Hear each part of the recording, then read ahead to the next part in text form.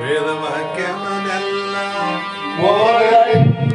ನಡೆದಿ ಹೋಲಿಸುತ್ತ ಜನರ ವೇದಾಮತಿ ಕೆಡಿಸಿರುವ ಸಾಧುಗಳಿಗೆ ಮಣಿವೆನೋ ಸಾಧುಗಳಿಗೆ ಮಣಿವೆನು ಇದನ್ನರಿಸುವ ಶ್ರೀನಿಜ ಗುಣಿಯ ಗ್ರಂಥವನು ನಿಜವಾಗಿ ಪೇಳಿ ನಿಜದೋರ್ಮನ ಮುಳಗಿಸುವ ಸುಜನರಿಗೆ ನಿತ್ಯ ನಮಿಸುವೆನು ಸುಜನರಿಗೆ ನಿತ್ಯ ನಮಿಸುವೆನು ಬಂದ ಜೀವನಿಯಲ್ಲ ಅದ್ವೈತ ಬೋಧವನು ಸಿದ್ಧರನ್ನಾಗಿ ಗೈಲಾಸಿ ಜಡಿಸಿದ್ದ ಸಿದ್ಧಾರೂಢರಿಗೆ ನತನಪ್ಪೆ ಸಿದ್ಧಾರೂಢರಿಗೆ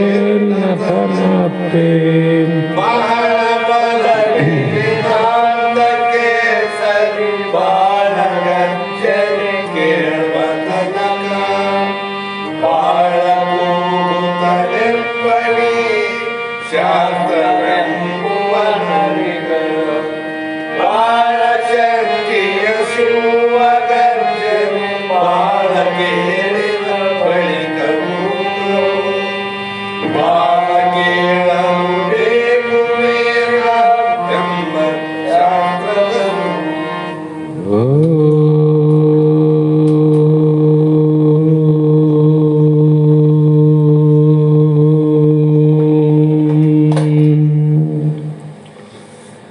ಸಿದ್ಧ ಸದ್ಗುರುಪಾದಾಬ್ಜಂ ಜನನೀ ಜನಕಸ್ತತ ತತ್ವೋಪದೇಶಕರ್ತಾರಂ ನತ್ವಾ ಭಕ್ತಿಗುರಸ್ವರಂ ಗುರು ಬ್ರಹ್ಮ ಗುರು ವಿಷ್ಣು ಗುರುರ್ದೇವೋ ಮಹೇಶ್ವರ ಗುರು ಸಾಕ್ಷಾತ್ ಪರಬ್ರಹ್ಮ ತಸ್ಮೈ ಶ್ರೀ ಗುರುವೇ ನಮಃ ಜಗದಾದಿ ಜಗದ್ಗುರು ಸಿದ್ಧಾರೂಢ ಮಹಾಸ್ವಾಮಿಗಳ ಶ್ರೀ ಪಾದಪದ್ಮಗಳಿಗೂ ಆರೂಢ ಜ್ಯೋತಿ ಶಿವಪುತ್ರ ಮಹಾಸ್ವಾಮಿಗಳ ಶ್ರೀ ಪಾದಗಳಿಗೂ ಶ್ರೋತ್ರಿಯ ಬ್ರಹ್ಮನಿಷ್ಠ ಬ್ರಹ್ಮಲೀನ ಸದ್ಗುರು ಬಸವಾನಂದರ ಚರಣ ಕಮಲಗಳಿಗೂ ಅನಂತ ದೀರ್ಘ ದಂಡ ಪ್ರಣಾಮಗಳನ್ನು ಸಮರ್ಪಿಸುತ್ತ ಸದ್ಗುರು ಸಿದ್ಧಲಿಂಗಪ್ಪ ತಾತ ಕಪ್ಪಗಲ್ ಇವರನ್ನು ಮನದೋಳು ಧ್ಯಾನಿಸುತ್ತ ತಮ್ಮೆಲ್ಲರಿಗೂ ವಂದಿಸುತ್ತ ಈ ದಿನ ಶ್ರೀಮನ್ ನಿಜಗುಣ ಯೋಗಿಗಳು ರಚಿಸಿದಂಥ ಅನುಭವ ಸಾರ ಎನ್ನುವ ಗ್ರಂಥದ 1ನೆಯ ಸಂಧಿಯ 2ನೆಯ ಸೂತ್ರದ 3ನೇ ನುಡಿ ಇಂದಿನ ಆಧಾರದ ವಿಷಯವಾಗಿದ್ದು, ಸೂತ್ರದಲ್ಲಿ ಸಕಲ ವೇದಾಂತ ಸಾರವನ್ನೇ ತಿಳಿಯುವಂತೆ ಸಾಧಕರಿಗೆ ಈ ಪ್ರಕರಣದೊಳು ಒಲಿದು ಒರೆವನು ಅಂತ ಪ್ರಾರಂಭವನ್ನು ಮಾಡಿ, ಈ ಗ್ರಂಥದಲ್ಲಿ ಏನು ಇದೆ ಏನು ಇಲ್ಲ ಅನ್ನುವ ಎಲ್ಲ ವಿಚಾರವನ್ನು ತಿಳಿಸಿ, ಇದು ಉಪನಿಷತ್ ಪರವಾಗಿಲ್ಲ, ಇದು ವೇದಾಂತ ಪರವಾಗಿಲ್ಲ ಅಂತ ಅಲಕ್ಷ್ಯವನ್ನು ಮಾಡಲಿಕ್ಕೆ ಹೋಗಬೇಡ್ರಿ. ಈ ಗ್ರಂಥದಲ್ಲಿ ವೇದಾಂತ ಶ್ರುತಿ ಅಷ್ಟೇ ಅಲ್ಲ, ಇಡೀ ವೇದಾಂತ ಶ್ರುತಿಯ ಸಾರನೇ ಆದಂಥ, ಸಾರ ಅಂದ್ರೆ ರಸ. ಹಾಗಾಗಿ ಆ ಉಪನಿಷತ್ತಿಗಿಂತಲೂ ವೇದಗಳಿಂತಲೂ ಬಹು ಸುಲಭವಾದ ಗ್ರಂಥ. ಹಾಗಾಗಿ ಇದನ್ನು ಗ್ರಂಥಕರ್ತರು ಒತ್ತಿ ಒತ್ತಿ ಸ್ವೀಕಾರ ಮಾಡಲಿಕ್ಕೆ ಉಪದೇಶ ಮಾಡ್ತಾರೆ. 3ನೇ ನುಡಿಯಲ್ಲಿ ತನ್ನ ಅನಾದಿಯ ಅವಿದ್ಯೆಯಂ ನಾಡೇ ಕೆಡಿಸಿ ಪರಮೋನ್ನತಿಯ ಐದಿಸುವ ಕಾರಣಂ ವಿದ್ಯೆಗೆ ಅನ್ಯವೇ ಉಪನಿಷತ್ ಅರ್ಥ ಅಂದ್ರು. ಇಲ್ಲಿ ತನ್ನಂದ್ರೆ ಯಾರು ಇಲ್ಲಿ ಅಂದ್ರೆ ಜೀವ ಅಂತ. ನಾವೆಲ್ಲರೂ ಜೀವ ಜೀವ ಜೀವ ಅಂತ ಅನ್ಕೊಂಡಿವಲ್ಲ. ಈ ಪರಮಾತ್ಮನೇ ಪರಬ್ರಹ್ಮನೇ ತಾನಾಗಿದ್ದು ಜೀವ ನಾನು ಅನ್ನುವಂಥ ಸರ್ವ ಅನರ್ಥಕ್ಕೆ ಕಾರಣ ಯಾವುದು ಅಂದರೆ ಅನಾದಿ ಅಜ್ಞಾನ ಅಂದರು. ಅನಾದಿಯಲ್ಲಿ 3-4 ಬರ್ತಾವ. ಜೀವ ಅನಾದಿ, ಈಶ್ವರ ಅನಾದಿ, ಜಗತ್ತು ಅನಾದಿ. ಈ ಪ್ರಕಾರ ಅನಾದಿಗಳು ಉಂಟು. ಅಜ್ಞಾನವು ಕೂಡ ಅನಾದಿ. ಅನಾದಿ ಅಂದರೆ ಪೂರ್ವದಿಂದ. ಪೂರ್ವ ಅಂದರೆ ಯಾವಾಗ? ಸೃಷ್ಟಿ ಉತ್ಪತ್ತಿ ಯಾವಾಗ ಆಗಿದೋ ಆವತ್ತಿನಿಂದ ಈ ಅಜ್ಞಾನ ಅನಾದಿಯಾಗಿ ಸರ್ವ ಅನರ್ಥಕ್ಕೆ ನಮ್ಮ ಸ್ವರೂಪ ಸಾಕ್ಷಾತ್ಕಾರಕ್ಕೆ ಅಡ್ಡ ಬರದಿದ್ರೆ ನಾವು ಆವತ್ತೇ ಪರಮಾತ್ಮ ಆಗ್ತಿದ್ದೀವಿ. ಹಿಂದಿನ ಜನ್ಮದಲ್ಲೇ ನಾವು ಜೀವನ್ಮುಕ್ತರಾಗ್ತಿದ್ದೀವಿ, ಬಹುಬಂಧನದಿಂದ ಬಿಡುಗಡೆ ಆಗ್ತಿದ್ದೀವಿ. ಆಗಿಲ್ಲ ಅಂತ ಇವತ್ತು ಕುಂತೀವಂದ್ರೆ ಅದು ಅನಾದಿಯಾದ ಅಜ್ಞಾನದಲ್ಲ. ಆ ಅಜ್ಞಾನವನ್ನು ನಿವೃತ್ತಿ ನಾಡೇ ಕೆಡಿಸಿ ಅಂದ್ರು. ಕೆಡಿಸೋದು ಬೇರೆ, ನಾಡೇ ಕೆಡಿಸೋದು ಬೇರೆ. ಕೆಡಿಸೋದು ನಾಡೇ ಕೆಡಿಸೋದು ಬೇರು ಸಹಿತ ಕಿತ್ತೋದು. ಕಡಿಯೋದು ಬೇರೆ, ಬೇರು ಸಹಿತ ಕಿತ್ತು ಹಾಕೋದು ಬೇರೆ. ಅದಕ್ಕೆ ಕೆಡಿಸಿದ ಮೇಲೆ ನಮಗೇನಾಗ್ತದ ಅಂದರೆ ಪರಮೋನ್ನತಿ ಅಂದರು. ಪರಮ ಉನ್ನತಿ ಅಂದರೆ ಪರಮ ಅಂದರೆ ಆ ಪರಬ್ರಹ್ಮ, ಉನ್ನತಿ ಅಂದರೆ ಆ ಸ್ಥಿತಿ. ಪರಮಾತ್ಮ ಸ್ಥಿತಿ, ಪರಬ್ರಹ್ಮನ ಸ್ಥಿತಿ ಏನದ ಸ್ವರೂಪ ಐದಿಸುವ ಕಾರಣ ಅಲ್ಲಿ ಸ್ಥಿತಿಯಲ್ಲಿ ಹೋಗಿ ಮುಟ್ಟಿಸ್ತದ ನೋಡು ನಮ್ಮ ಸ್ವರೂಪ ಪರಬ್ರಹ್ಮ ಸ್ಥಿತಿಗೆ. ಅದಕ್ಕಾಗಿ ಇದು ಕಾರಣ ಯಾವುದು? ಈ ಉಪನಿಷತ್ತು ಸಾರವಾದಂಥ ಗ್ರಂಥ ಏನದ ಇದು ಕಾರಣ ಆಗ್ತದ. ಇದಕ್ಕೆ ಉಪನಿಷತ್ ಎಂಬ ಅರ್ಥನೂ ಉಂಟು. ಇಂಥ ವಿದ್ಯೆಗೆ ಅನ್ಯವಾದ ಬೇರೆ ಯಾವುದೋ ಒಂದು ಗ್ರಂಥ ಆದ ಇನ್ನೊಂದು ವಿದ್ಯೆ ಆದಂತ ತಿಳ್ಕೋಕ್ ಹೋಗಬೇಡ. ಇದಕ್ಕಿಂತ ಬೇರೆ ವಿದ್ಯೆನೇ ಇಲ್ಲಂದ್ರು. ಅದು ಬ್ರಹ್ಮವಿದ್ಯೆ ಅಲ್ಲ ಮತ್ತೆ. ಹಾಗಾಗಿ ಇಲ್ಲಿ ಉಪ ಮತ್ತು ನೀ ಅಂದರೆ ಉಪಸರ್ಗಗಳ ಮೂಲಕ ಶತ್ ಎಂಬ ಧಾತು ಅಂತ ಬರ್ತಾರ. ಇದು ಏನ್ ಮಾಡ್ತದಂದ್ರೆ ಮಂದರಾದ ಬ್ರಹ್ಮವಿತ್ತರುಂಟು ಅವರುಗಳ ಗರ್ಭಜನ್ಯ ಸಂಸಾರವನ್ನ ಉಪನಿಷದ್ದಾಯತಿ ಶಿಥಲೀಕರೋತಿ ಅಂದರೆ ಜೀರ್ಣ ಮಾಡುತ್ತದೆ ಎಂಬ ಅರ್ಥ. ಇದು ಅಜೀರ್ಣ ಆಗೋದು ಬೇರೆ, ಜೀರ್ಣ ಆಗೋದು ಬೇರೆ. ಉಳಿದು ಅಜೀರ್ಣ ಆಗ್ತಾವ, ಇದು ಜೀರ್ಣ ಆಗ್ತದೆ.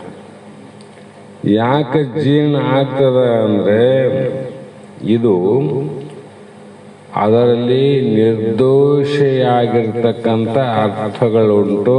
ಅದಕ್ಕಾಗಿ ನೇರವಾಗಿ ಜೀರ್ಣ ಆಗ್ತದೆ. ಅಂದರೆ ಸೇವಿಸಲಿಕ್ಕೆ ಈ ಆಹಾರ ಆರೋಗ್ಯಕರವಾದಂಥ ಕೆಲವು ವಸ್ತುಗಳನ್ನು ಊಟ ಮಾಡಾಗ ನಾವಿದು ಬೇಡ ಅಂತೀವಿ. ಯಾಕಪ್ಪ ಅಂದರೆ ಜೀರ್ಣ ಆಗೋದಿಲ್ಲ, ಅದು ಬೇಡ ಅಂತ ಜೀರ್ಣ ಆಗುವ ಪದಾರ್ಥವನ್ನೇ ಸ್ವೀಕಾರ ಮಾಡ್ತೇವೆ. ಅದರಂತೆ ಸರ್ವರಿಗೂ ಜೀರ್ಣವಾಗುವಂಥ ಈ ಉಪನಿಷತ್ ಅರ್ಥದಿಂದ ಕೂಡಿದ ಎನ್ನುವ ಸಾರಾದ ಆ ಕಾರಣದಿಂದ ಜಿಜ್ಞಾಸುಗಳನ್ನು ಬ್ರಹ್ಮದ ಸಮೀಪಕ್ಕೆ ಕರೆದುಕೊಂಡು ಹೋಗುತ್ತದೆ. ಎಲ್ಲಿ ಕರ್ಕೊಂಡು ಹೋಗ್ತದ, ಯಾರನ್ನು ಕರ್ಕೊಂಡು ಹೋಗ್ತದ? ಮೋಕ್ಷದ ಅಪೇಕ್ಷೆ ಉಳ್ಳವರನ್ನ ಬ್ರಹ್ಮನ ಸ್ವರೂಪದ ಕಡೆ ಕರೆದುಕೊಂಡು ಹೋಗುತ್ತದೆ. ಆವಾಗ ಸಮೀಪ ಹೋದ ಮೇಲೆ ಆ ಬ್ರಹ್ಮನೇ ನೀನಾಗುತ್ತಿ. ಅಲಕ್ಷಿಡಬೇಕು. ಇಲ್ಲಿ ಒಂದು ಮಾತು ಬರೆದಾರ, ಅದು ಜಿಜ್ಞಾಸುಗಳನ್ನು ಬ್ರಹ್ಮನ ಸಮೀಪ ಹೋಗ್ತದೆ. ಸಾಮಾನ್ಯವಾಗಿ ನದಿ ಅದ, ನದಿಯಲ್ಲಿ ನೀರಾವ ಅಂಥೇಳಿ ಎಲ್ಲರೂ ನದಿಯಲ್ಲಿ ಸ್ನಾನ ಮಾಡಬೇಕು ಬೇಸಿಗೆಯಲ್ಲಿ, ಅಥವಾ ನದಿಯನ್ನು ದಾಟಬೇಕಂತ ನದಿಯಲ್ಲಿ ಎಲ್ಲರೂ ಇಡ್ತೀವಿ. ಎಲ್ಲರೂ ಹೋಗಿ ನದಿ ದಂಡಿಗೆ ಹೋಗ್ತೀವೇನು? ನದಿ ದಂಡಿ ಸಮೀಪ ಎಲ್ಲರೂ ಹೋಗಕ್ಕಾಗಲ್ಲ. ಯಾರಿಗೆ ಈಜು ಬರ್ತದೆ, ಯಾರಿಗೂ ಆ ಒಂದು ಉತ್ಕಟ ಈಜಬೇಕು ಅಂತ ಪ್ರಯತ್ನದಿಂದ ಕೈಕಾಲನ್ನು ಬಡಿದು ಪ್ರಯತ್ನ ಮಾಡುವಂಥ ಬಲಶಾಲಿ ಮಾತ್ರ ಆ ದಡವನ್ನು ಮುಟ್ತಾನ ವಿನಃ ಉಳಿದವರು ಮುಟ್ಲಿಕ್ಕಾಗೋದಿಲ್ಲ. ಅರ್ಧ ದಾರಿಗನ ನಿಲ್ಲಬೇಕು, ಇಲ್ಲ ನೀರಿನಾಗನ ಹರ್ಕೊಂಡು ಹೋಗ್ಬೇಕು. ಸ್ವಲ್ಪ ಹುಷಾರಿದ್ದವರು ವಾಪಸ್ಸಾದ್ರೂ ಬರಬೇಕು. ಹೌದಿಲ್ಲ? ಅದರಂತೆ ಇಲ್ಲಿಯೂ ಕೂಡ ಉಪನಿಷತ್ತು ಎಂದು ಹೇಳಲ್ಪಡುತ್ತದೆ. ಇದು ಎರಡನೇ ಅರ್ಥ. ಮತ್ತು ತತ್ವಜ್ಞಾನಿಗಳ ಗರ್ಭಾದಿ ಸಕಲ ದುಃಖಗಳನ್ನು ಅತ್ಯಂತ ನಿವೃತ್ತ ಮಾಡುವ ಅವಸಾಧನೆ ಕೂಡ ಇದಕ್ಕೆ ಅರ್ಥ ಉಂಟು. ಉಪನಿಷತ್ತಿಗೆ 3 ಅರ್ಥ ಮಾಡ್ಯಾರ. ಗರ್ಭಾದಿ ಸಕಲ ದುಃಖಗಳನ್ನು, ನಮಗೆ ಯಾವ ದುಃಖ ಆಗ್ಯದ? ಗರ್ಭ ದುಃಖ ಯಾವನಿಗೆ ಆಗ್ಯದ ಅವನು ಮಾತ್ರ ಈ ಗರ್ಭಕ್ಕೆ ಪುನಃ ಬರಬಾರದು ಅಂತ ವಿಚಾರ ಮಾಡಿ ಅವನು ಆ ಗರ್ಭಕ್ಕೆ ಬರಬಾರದು ಅಂದ್ರೆ ನಾ ಏನು ಮಾಡಬೇಕಂತ ವಿಚಾರ ಯಾವನು ಮಾಡ್ತಾನ ಅವನ ಕೆಲಸ. ಗರ್ಭ ದುಃಖ, ಜಾಯ ದುಃಖ, ಜರ ದುಃಖ, ಅನಂತ ದುಃಖಗಳು ಬರ್ದಾರಲ್ಲ. ಈ ದುಃಖ ಯಾರಿಗೂ ಗೊತ್ತದ ಹೇಳ್ರಿ? ಗರ್ಭ ದುಃಖ ಯಾರಿಗೂ ಗೊತ್ತಿಲ್ಲ. ಈ ಹೊರಗೆ ಬಂದಾಗ ಇವೇ ಗೊತ್ತು. ಹೊರಗಿನ ಸ್ಥೂಲ ದೇಹಕ್ಕೆ ಬರುವಂತ ದುಃಖಗಳೇ ದೊಡ್ಡ ದುಃಖ ಆಗ್ಯಾವ. ಆ ಸ್ಥೂಲ ದೇಹದ ದುಃಖಗಳನ್ನ ನಾವು ಮನಸ್ಸಿನ ಮೇಲೆ ಆರೋಪ ಮಾಡಿಕೊಂಡು ಮನಸ್ಸು ದುಃಖ ಪಡ್ತದೆ ವಿನಃ ನಿಜವಾದ ದುಃಖ ನಮಗಾಗಿದ್ರೆ ಎಲ್ಲರೂ ಈ ಗರ್ಭ ದುಃಖಕ್ಕೆ ಬರಬಾರದಂತ ಮೋಕ್ಷವನ್ನು ಪಡೆಯುವಂತ ಅಪೇಕ್ಷೆ ಮಾಡ್ತಿದ್ರು. ಅದೇ ಮಾಡ್ತಾರಲ್ಲ. ಹಾಗಾಗಿ ಇಲ್ಲಿ ಸಕಲ ದುಃಖಗಳನ್ನು ಅತ್ಯಂತ ನಿವೃತ್ತಿ ಮಾಡೋದಕ್ಕೆ ಹೇಳಿದ ಮೊದಲೇ ನಾಡೇ ಕೆಡಿಸಿ ತನ್ನ ಅನಾದಿ ಅವಿದ್ಯೆಯಂ ನಾಡೇ ಕೆಡಿಸಿ ಪರಮೋನ್ನತಿಯ ನೈದಿಸುವ ಕಾರಣಂ ವಿದ್ಯೆಗೆ ಅನ್ಯವೇ ಉಪನಿಷದರ್ಥ.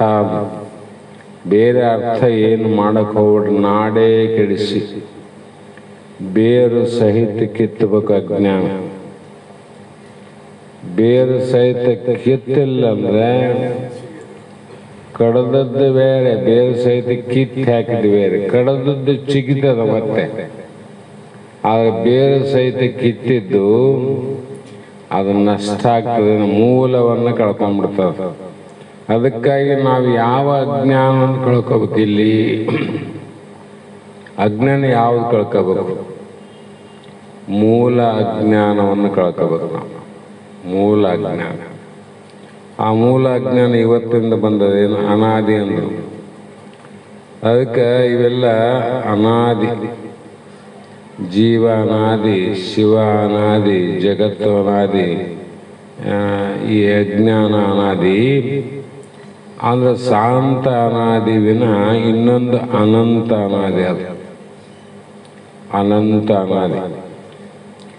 ಅನಂತ ಅನಾದಿ ಯಾವುದಂದ್ರೆ ನಮ್ಮ ಸ್ವರೂಪವೇ ಅನಂತ ಅನಾದಿ. ಬ್ರಹ್ಮನೇ ಅನಂತ ಅನಾದಿ, ಪರಮಾತ್ಮನೇ ಅನಂತ ಅನಾದಿ. ಅದಕ್ಕೆ ಏನನ್ನ ಕರೀರಿ ನೀವು. ಅಂದರೆ ಈ ಶಾಂತ ಅನಾದಿಗೆ ಆಧಾರವಾದದ್ದು ಯಾವುದು ಇದೆಯೋ ಅದು ಅನಂತ ಅನಾದಿ. ಹೌದಿಲ್ಲ? ಇವಕ್ಕೆ ಯಾಕೆ ಅದನ್ನು ಕೂಡ ಬ್ರಹ್ಮ ಅವಾಗಲಿಂದ ಜೀವ ಅದು ಅವಾಗಲಿಂದ ಅವಲ್ಲ. ಅದಕ್ಕೆ ಅನಂತ ಅನಾದಿ ಅಂತ ಯಾಕೆ ಕರಿಬೇಕು, ಇವಕ್ಕೆ ಶಾಂತ ಅನಾದಿ ಅಂತ ಯಾಕೆ ಕರಿಬೇಕು ಅಂತ ಪ್ರಶ್ನೆ ಮಾಡಿದ್ರೆ, ಈ ಶಾಂತ ಅನಾದಿ ಗುರುಶಾಸ್ತ್ರಾದಿಗಳನ್ನ ತಿಳ್ಕೊಂಡಾಗ ಇವೆಲ್ಲ ಹೋತಾವ, ನಾಶ ಆತವಿಲ್ಲ. ಮತ್ತೆ ಅನಂತ ಅನಾದಿ ನಾಶ ಆಗ್ತದೇನು? ನೀ ತಿಳಿದನ್ನೋ ಅನಂತ ಅನಾದಿ ಇರೋನೆ, ನೀ ತಿಳಿದನೋ ಪರಬ್ರಹ್ಮ, ತಿಳಿದೇ ಇದ್ರೂ ಪರಬ್ರಹ್ಮ, ತಿಳಿಯುವಾಗನು ಪರಬ್ರಹ್ಮ. ಆದರೆ ಇವು ಮಾತ್ರ ತಿಳಿದ ಮೇಲೆ ಜೀವ ಹೋದ, ಈಶ್ವರ ಹೋದ, ಜಗತ್ತು ಹೋಯ್ತು, ಅಜ್ಞಾನ ಹೋಯ್ತಲ್ಲ. ಅಂದರೆ ಇವು ಅಳತೆಗೆ ಬಂದವ, ಹೋತವ. ಅದು ಅಳತೆ ಇಲ್ಲದ್ದು, ಪರಿಪೂರ್ಣವಾದ್ದಲ್ಲ, ಪರಬ್ರಹ್ಮ. ಹಾಗಾಗಿ ಅಂಥ ಪರಬ್ರಹ್ಮ ಹೌದೇನು ಅನಾದಿ ಪರಬ್ರಹ್ಮನ ಕಾಲದಿಂದ ಇರುವಂಥ ಅದರ ಸ್ವರೂಪನೇ ಏನು ಅನ್ನುವಂಥ ಅಜ್ಞಾನ ಕೂಡ ನಾಡೆಯನ್ನು ಚೆನ್ನಾಗಿ ಕೆಡಿಸುವಂಥದ್ದು ಯಾವುದಲ್ಲಿ ಇದೆ ಅಂದರೆ ಅದು ಉಪನಿಷತ್ ಗ್ರಂಥಗಳಲ್ಲೆಲ್ಲ. ಉಪನಿಷತ್ತು ಬ್ರಹ್ಮವಿದ್ಯೆ. ಹಾಗಾಗಿ ಈ ಒಂದು ಉಪನಿಷತ್ತು ಆಧಾರಿತವಾದ ಈ ಅನುಭವಸಾರ ಗ್ರಂಥಕ್ಕೂ ಉಪನಿಷತ್ತಿಗೂ ಮತ್ತು ಅನಾದಿ ಅಜ್ಞಾನವನ್ನು ನಾಶ ಮಾಡುವಂಥ ಜ್ಞಾನ ಇವೆಲ್ಲವೂ ಒಂದೇ ಅರ್ಥವಿನ ಎರಡೆರಡು ಮೂರು ಅರ್ಥ ಅಲ್ಲ ಅಂತ. ಈ ರೀತಿ ಉಪನಿಷತ್ತುಗಳಲ್ಲಿ ಅಂಥ ಜ್ಞಾನ ಆದ ನೋಡ್ರಿ. ಎಂಥ ಜ್ಞಾನ? ಮೂಲ ಅಜ್ಞಾನವನ್ನು ನಷ್ಟ ಮಾಡುವಂಥ ಜ್ಞಾನ ಅದ. ಆ ಕಾರಣದಿಂದ ಅದನ್ನು ಅರಿತ ಮೇಲೆ, ಅದನ್ನು ತಿಳಿದ ಮೇಲೆ ಉಪನಿಷತ್ತನ್ನೇ ತಿಳಿದಂಗೆ ಆಯ್ತಲ್ಲ. ಉಪನಿಷತ್ತು ತಿಳಿದಂಗೆ ಆಯ್ತಿಲ್ಲ. ಮತ್ತು ಇನ್ನು ಏನು ತಿಳಿದೇನದ? ವೇದಾಂತ ಸಾರವನ್ನೇ ತಿಳಿದ ಮೇಲೆ ಇನ್ನು ತಿಳಿದೇನದಪ್ಪ? ಏನಿಲ್ಲ ಅಂತ. ಹಾಗಾಗಿ ಇಂತಾಗಲ ಉಪನಿಷತ್ತಂ ತಿಳಿದು ಮುಕ್ತಿಯಂ ಸಂತರೈದುವುದು ವೇದಾಂತ ವಿಜ್ಞಾನ ಮುಂತಾದ ವಾಕ್ಯ ವಿಹುದಾಗಿ ಅಂತ ಪ್ರಮಾಣ ಕೊಡ್ತಾರೆ ಇಲ್ಲಿ. ವೇದಾಂತ ವಿಜ್ಞಾನ ಸುನಿಶ್ಚಿತಾರ್ಥ ಅಂತ ಒಂದು ಪ್ರಮಾಣ ಉಂಟು. ಅದು ಏನು ಹೇಳ್ತದಂದ್ರೆ, ಇಂತಾಗಲು ಈ ರೀತಿ ಇರುವುದರಿಂದಲೇ ಅಂಥ ಉಪನಿಷತ್ತನ್ನು ನೀವು ತಿಳಿದುಕೊಂಡು, ಹೆಂಗೆ ತಿಳಿ? ಗುರುಮುಖದಿಂದ ತಿಳಿದು ಮುಕ್ತಿಯನ್ನು ಹೊಂದುವುದು ಅಷ್ಟೆ. ತಿಳಿದು ಮುಕ್ತಿಯನ್ನು ಹೊಂದುವುದು. ಊಟ ಮಾಡೋದು ಐಶ್ವರ್ಯದಿಂದ ಮುಕ್ತರಾಗೋದು. ಊಟ ಮಾಡಿದ್ಮೇಲೆ ಇದರಿಂದ ಮುಕ್ತರಾದೀವಿ ನಾವು, ಐಶ್ವರ್ಯದಿಂದ ಮುಕ್ತ ಆದೀವಿ. ಉಪನಿಷತ್ತು ತಿಳಿದ ಮೇಲೆ ಇದರಿಂದ ಮುಕ್ತ, ಅತ್ಯಂತ ದುಃಖದಿಂದ ಮುಕ್ತ ಆಗ್ಕೊಂಡೆ. ಹಾಗಾಗಿ ಐಶ್ವರ್ಯದಿಂದ ಮುಕ್ತನಾಗಬೇಕಾದ್ರೆ ಊಟವನ್ನು ಮಾಡು. ಭವದುಃಖದಿಂದ ಮುಕ್ತನಾಗಬೇಕಾದ್ರೆ ಉಪನಿಷತ್ತನ್ನು ತಿಳಿಯಂದರು. ಸಂಶಯ ಏನಿಲ್ಲ ಅದರಲ್ಲಿ. ಆ ಕಾರಣ ಈ ವೇದಾಂತ ಉಪನಿಷತ್ ವಾಕ್ಯಗಳಿಂದ ಆದ ಅಂದರೆ ಉಪನಿಷತ್ ವಾಕ್ಯಗಳಿಂದ ಹುಟ್ಟಿದಂಥ ವಿಜ್ಞಾನ. ಜ್ಞಾನ ಅಲ್ಲ, ವಿಜ್ಞಾನ. ಜ್ಞಾನ ಅಂದ್ರೆ ನಮಗೆಲ್ಲ ಆವಲ್ಲ, ಎಲ್ಲ ಜ್ಞಾನಗಳವ. ಈ ಜ್ಞಾನಕ್ಕೆ ಲಕ್ಷ್ಯ ಹೋಗ್ತಂದ್ರೆ ವಿಜ್ಞಾನ ಅಂತ ಒಂದು ಹೆಸರು ವಿ ಅಂತ ಸೇರಿಸ್ಬಿಟ್ರು. ಒಂದೊಂದು ಕಡೆ ಸು ಅಂತಲೂ ಸೇರಿಸ್ತಾರೆ. ಸುಜ್ಞಾನ ಬೇರೆ, ಜ್ಞಾನ ಬೇರೆ, ಅಜ್ಞಾನ ಬೇರೆ. ಹಾಗಾಗಿ ಆ ಕಾರಣದಿಂದ ಉಪನಿಷತ್ತುಗಳನ್ನು ಗುರುಮುಖದಿಂದ ಶ್ರವಣಾದಿಗಳನ್ನು ಮಾಡು. ಹೆಂಗ ಮಾಡು? ಗುರುಮುಖದಿಂದ ಶ್ರವಣವನ್ನು ಮಾಡು. ನೇರವಾಗಿ ಮಾಡಿದ್ರೆ ಏನಾಗ್ತದ್ರಿ? ಸಮುದ್ರದ ನೀರನ್ನು ನೇರವಾಗಿ ಕುಡಿದು ಹೊಟ್ಟೆಯನ್ನು ಕಿಡಿಸಿಕೊಂಡಂತೆ ದುಃಖವಾಗುವುದು. ಸಮುದ್ರಕ್ಕೆ ನೀರಾವಿಲ್ಲ, ಮತ್ತು ಆ ನೀರಿನಾಗ ಏನದ? ಉಪ್ಪಾದ, ಕಲ್ಮಶ ಅದ, ಅಶುದ್ಧತೆ ಅದ, ಇನ್ನೂ ಏನೇನೋ ಕೂಡ್ಯಾವ. ಆ ನೀರನ್ನ ಕುಡಿಲಿಕ್ಕೆ ಯೋಗ್ಯನೋ? ಯೋಗ್ಯ ಅಲ್ಲ, ಅದಕ್ಕೆ ಯಾರು ಕುಡಿಯಂಗಿಲ್ಲ. ಆದರೆ ನೀನು ನೇರವಾಗಿ ಉಪನಿಷತ್ತು ಅಂತ ತಿಳಿಯಕ್ಕೆ ಹೋಗ್ತೀನಿ ಅಂದರೆ ಸಮುದ್ರ ನೀರನ್ನು ನೇರವಾಗಿ ಕುಡೋಂಗಾಗ್ತ ನಾವು. ಆದರೆ ಅದೇ ನೀರು, ಅದೇ ಸಮುದ್ರದಲ್ಲಿರುವಂಥ ನೀರು ಸೂರ್ಯನ 1000 ಕಿರಣದಿಂದ 333 ಕಿರಣಗಳಿಂದ ಏನು ಮಾಡ್ತದಂದ್ರೆ ಆ ನೀರನ್ನು ಕಾಯಿಸಿ ಎಷ್ಟು ಪ್ರಮಾಣ ಕಾಯ್ತದಂದ್ರೆ ಪಂಚಮಹಾಭೂತದಲ್ಲಿ ಎಷ್ಟು ಸಾಮರ್ಥ್ಯ ಅದನ್ನಕ್ಕೆ ಸ್ವಲ್ಪ ತಿಳ್ಕೋಬೇಕು. ನಾವು ಸಾಮಾನ್ಯ ತಗೊಂಡೇವಿ. ಇವತ್ತ ಲೋಕದ ಚೇಷ್ಟೆಗೆ ರವಿ ಬೀಜವಾದಂತೆ ಅಂತ ಬರ್ದಾರ. ಇವತ್ತ ಸೂರ್ಯ ಅನ್ನುವನು ಉದಯವಾಗದಿದ್ದರೆ ಲೋಕದ ವ್ಯವಹಾರಗಳೇ ನಡೆದಿದ್ದಿಲ್ಲ. ಸೂರ್ಯನ ಉದಯದಿಂದ ಜಗತ್ತಿನ ಎಲ್ಲ ಕ್ರಿಯೆಗಳು ನಡೀತೇವೆ ನೋಡ್ರಿ. ಸಮುದ್ರ ನೀರು ಕಾಯ್ತಾವ ನೋಡ್ರಿ. ಸಮುದ್ರ ನೀರು ನಾವು ಡ್ರಮ್ಮಲ್ಲಿ ಹಾಕಿ 10-20 ನಿಮಿಷ ಬಿಟ್ರೆ ನೀರು ಕಾಯ್ತಾವ.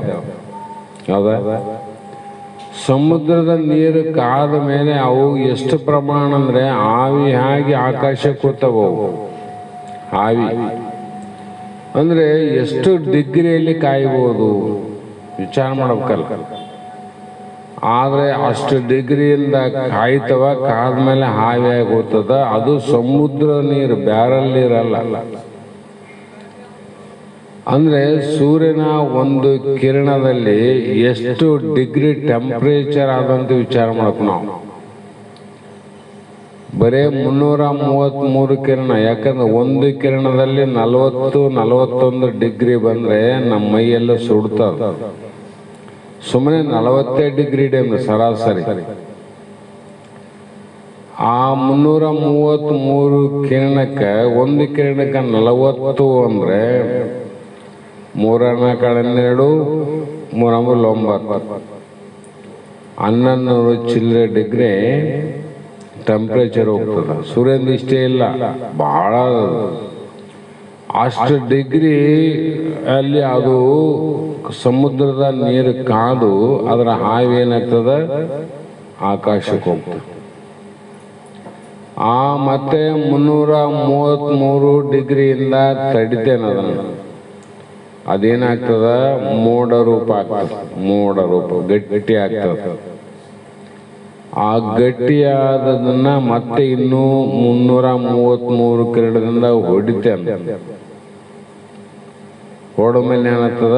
ಚೂರು ಚೂರು ಆಗ್ತದೆ. 333 ಆದವು. ಇನ್ನು 333 ಕಿರಣದಿಂದ ಕೆಳಗೆ ಬಿಡುತ್ತಾನೆ. ಅದು ಆಕಾಶದಲ್ಲಿ ಸ್ಟೋರೇಜ್ ಅಂತ. ನಾವು ನೀರು ಬರ್ತಾವ ನಳದಾಗ, ಎಲ್ಲಿದು ಬರ್ತಾವ? ಟ್ಯಾಂಕರ್ ಇರ್ತದ, ಟ್ಯಾಂಕಿಗೆ ಬರ್ತಾವ, ಟ್ಯಾಂಕಿನಿಂದ ನಮ್ಮ ಮನೆಗೆ ಬರ್ತಾವ. ಈ ನೀರು ಇಲ್ಲಿ ಬಂದು, ಆದರೆ ಆ ನೀರಿನಲ್ಲಿ ಈಗ ಏನಾದಂದ್ರೆ ಅದು ಅಮೃತ ಸಮಾನ. ನೀರು ಆ ನೀರಲ್ಲಿ ಉಪ್ಪಿಲ್ಲ, ಆ ನೀರಿನಲ್ಲಿ ಕಲ್ಮಶ ಇಲ್ಲ, ಆ ನೀರಲ್ಲಿ ಕಪ್ಪು ಇಲ್ಲ. ಅತ್ಯಂತ ಪರಿಶುದ್ಧವಾದ ನೀರನ್ನು ಈ ಜಗತ್ತಿಗೆ ಸೂರ್ಯ ತನ್ನ ಕ್ರಿಯೆಯಿಂದ ನೀಡ್ತಾನಲ್ಲ, ಲೋಕದ ಚೇಷ್ಟೆಗೆ ರವಿ ಬೀಜವಾದಂತೆ. ಯಾಕಂದ್ರೆ ಅದು ಅಗ್ನಿತತ್ವ, ಸೂರ್ಯನಲ್ಲಿರೋದು ಅಗ್ನಿತತ್ವ. ಆ ತತ್ವ ಎಷ್ಟು ಕಾರ್ಯ ಮಾಡ್ತಾವ, ಎಷ್ಟೇ ಮಲಿನತ್ವ ಇರಲಿ, ಅದರಲ್ಲಿ ಏನೇ ಬೆರೆತಿರಲಿ, ಎಲ್ಲವನ್ನ ಪರಿಶುದ್ಧವಾಗಿ ಮತ್ತೆ ಜಗತ್ತಿಗೆ ನೀಡುವಂತ ಒಂದು ಪ್ರಕ್ರಿಯೆ ಅದಲ್ಲ. ಇದು ಯಾರ ಕೈಯಿಲ್ಲ, ಪ್ರಕೃತಿ ಕೈಯಿಲ್ಲ, ನಿಸರ್ಗದ ಕೈಯಿಲ್ಲ. ಅದಕ್ಕೆ ಭಗವಂತ ಭಾಳ ಚಂದ ಸೃಷ್ಟಿ ಮಾಡ್ಯಾನ ಕುಂತ್ಬಿಟ್ಟಾರ ಅವನು. ಇವೆಲ್ಲ ನಾವು ಏನು ಆಲಾಮ್ ಹಾಕಿ ಅದ ಹಾಕಿ ನೀರನ್ನು ಶುದ್ಧ ಮಾಡಿ ಕಳಿಸಂಗಿದ್ರೆ ಜಗತ್ತಿಗೆ ಅಷ್ಟು ನೀರು ಬರಬೇಕಾದ್ರೆ ಯಾರು ಮಾಡ್ಬೇಕಂತಲ್ಲ. ಇದು ನೈಸರ್ಗಿಕ ನಿಯಮ ಅಂತಾರ. ಹಾಗಾಗಿ ಇನ್ನು ಒಂದು ಕಿರಣ ಏನು ಉಳಿದಲ್ಲ. 999 ಆದ್ಮೇಲೆ ಒಂದು ಕಿರಣವೇ ಜಗತ್ತಿಗೆ ಸೂರ್ಯ ಬೆಳಕಾಗಿ ನೀಡುತ್ತಾನೆ. ಆ ಒಂದು ಕಿರಣವೇ ನಮಗೆ ತಡೆಯಕ್ಕಾಗಲ್ಲ ಅಂದಮೇಲೆ ಆ 1000 ಕಿರಣಗಳ ಉಷ್ಣ ಎಷ್ಟಾದಂದ್ರೆ ಜಗತ್ತಿಗೆ ಹಂಚಿ ಹೋಗ್ತದ, ನಮಗೆ ಕಾಣಂಗಿಲ್ಲ.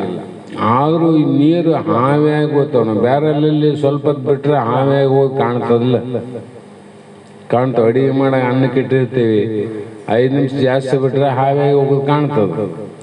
ಸಮುದ್ರದಲ್ಲಿ ನೀರು ಅಲ್ಲಿ ಬಿದ್ದಂಥ ನೀರು ಹಾವಿಯಾಗಿ ಆಕಾಶಕ್ಕೆ ಹೋಗ್ತದಂದ್ರೆ ಎಷ್ಟು ಕಾದಿರಬಾರ್ದು, ಕಾದವಿಲ್ಲ.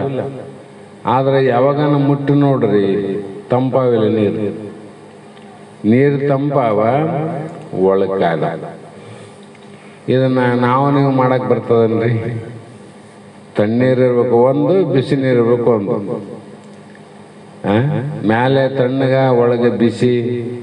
ಇದು ನಮ್ಮ ಕಡೆಯಿಂದ ಮಾಡೋಕ್ಕಾಗೋದಿಲ್ಲ, ವಿಜ್ಞಾನಿಗಳು ಮಾಡಿಲ್ಲ, ಆದ್ರೆ ಪ್ರಕೃತಿ ಮಾಡ್ತದೆ ನೋಡ್ರಿ.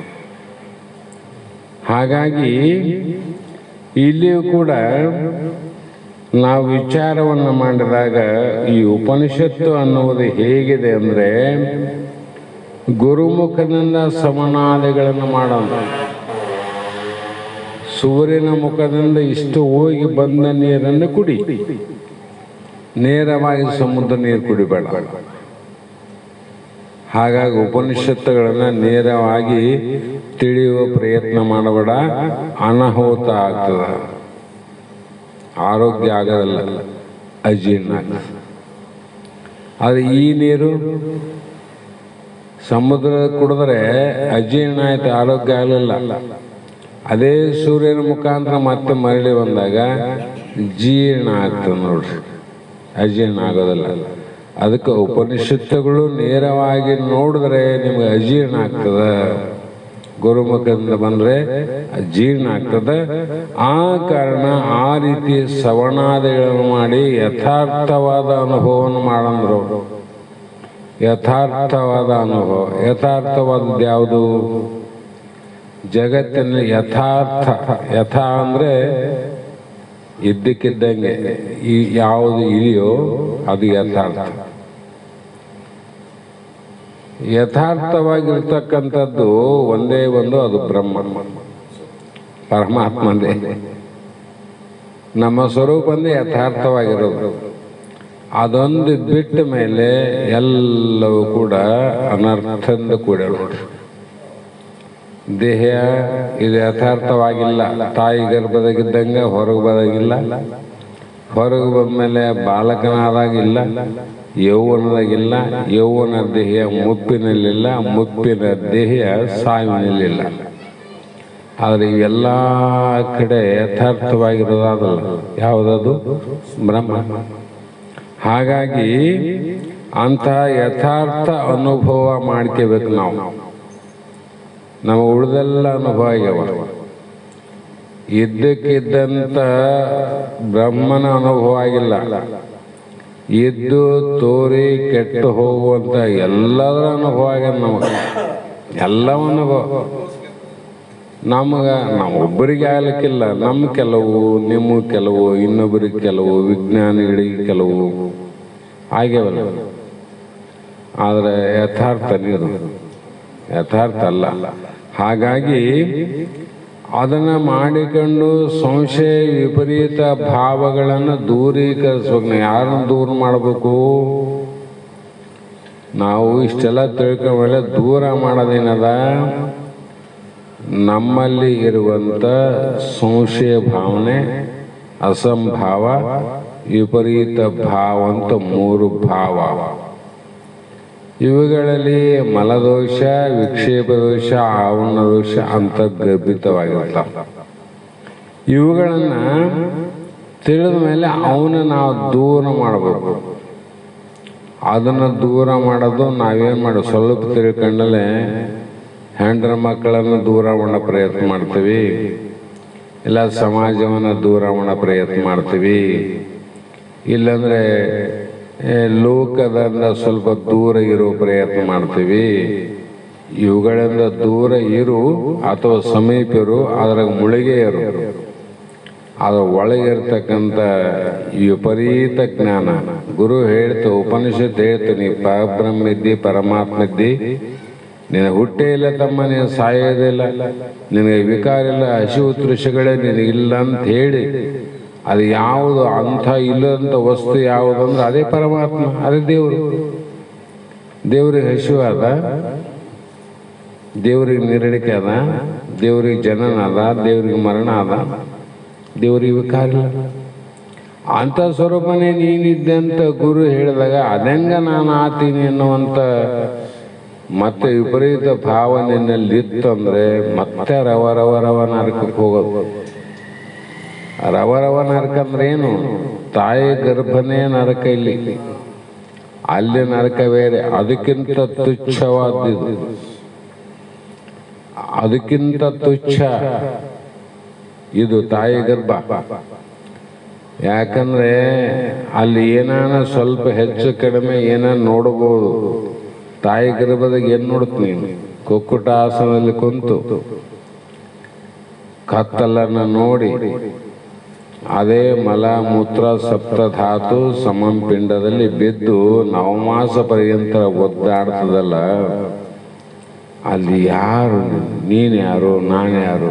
ತಾಯಿ ಯಾರು? ತಂದೆ ಯಾರು? ಒಬ್ರಿಗವ್ರು ಗೊತ್ತೇ ಇಲ್ಲ. ಅಷ್ಟು ದುಃಖ ಅದಲ್ಲ. ಹಾಗಾಗಿ ವೇದಾಂತ ವಿಜ್ಞಾನ ಸುನಿಶ್ಚಿತಾರ್ಥ ಅಂತ. ವೇದಾಂತದ ವಿಜ್ಞಾನ ಈ ಕರ್ಮದ ಜ್ಞಾನ, ಉಪಾಸನ ಜ್ಞಾನ ಹೇಳಲ್ಲಿ. ವೇದಾಂತ ವೇದದ ಅಂತ್ಯ ಭಾಗದಲ್ಲಿರುವಂಥ ತತ್ವಮಸಿ ಮಹಾವಾಕ್ಯದಿಂದ ಉತ್ಪತ್ತಿಯಾದ ನಿನ್ನ ಸ್ವರೂಪ ಜ್ಞಾನ. ಆ ಜ್ಞಾನ ಸುನಿಶ್ಚಿತಾರ್ಥ.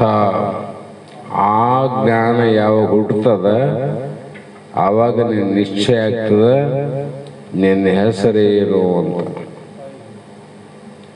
ನಿನ್ನ ಹೆಸರು ಅವ ಪಕ್ಕ ಗೊತ್ತಾಗ್ತದೆ. ಇಲ್ಲಿವರೆಗೂ ನಮ್ಮ ಹೆಸರುಗಳಾಗಿ ಅವ ಅಪಕ್ವ, ಯಾರೋ ಹಿಟ್ಟ ಹೆಸರು. ತಾಯಿ ಗರ್ಭದಿಂದ ಹೊರಗೆ ಬಂದ್ಮೇಲೆ ಇಟ್ಟರಿಲ್ರಿ, ಏನೇ ಇಡಲಿ ಹೆಸರು. ಗರ್ಭದಿಂದ ಬರುವಾಗ ನಿನ್ನ ಹೆಸರೇ ಇದ್ದಿಲ್ಲ, ಗರ್ಭದಿಂದ ಹೊರಗೆ ಬಂದಾಗ ಇಟ್ಟೀವಿ.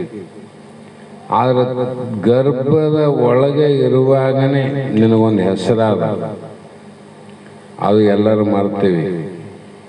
ಅದು ನೆನಪು ಆಗ್ಬೇಕಾದ್ರೆ ಉಪನಿಷತ್ತಿನ ನಿಶ್ಚಿತಾರ್ಥ ವಾಕ್ಯ ಕೇಳಿದಾಗ ಅಹಂ ಬ್ರಹ್ಮಾಸ್ಮಿ, ನಾನು ಬ್ರಹ್ಮನಿದ್ದೇನೆ.